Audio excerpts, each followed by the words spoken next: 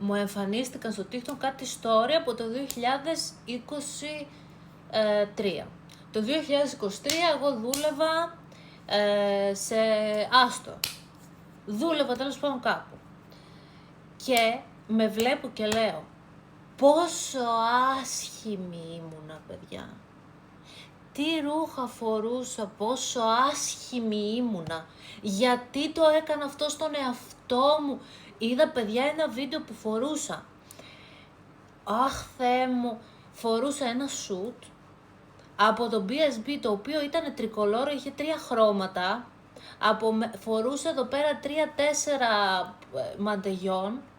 Είχα λαδωμένο μαλλί, κοτσίδα, φριζαρισμένο, δεν ξέρω, 5ης, 6ης, 7ης μέρας, δεν ξέρω τι γίνεται. Και δεν βλεπόμουνα, δηλαδή πραγματικά σας λέω δεν βλεπόμουνα. Και λέω γιατί το έκανα αυτό στον εαυτό μου και μου έρχεται αναλαμπή γιατί παιδιά είχα τόσο τοξικό περιβάλλον, τόση τοξικότητα σε αυτό το μέρος, τόση ζήλια, τόση κακία, με μισούσαν εκεί μέσα και γι' αυτό το λόγο εγώ ήμουνα έτσι. Και μετά μου πετάει τ' άλλο ένα βίντεο, παιδιά, από το 2024, αρχές 25.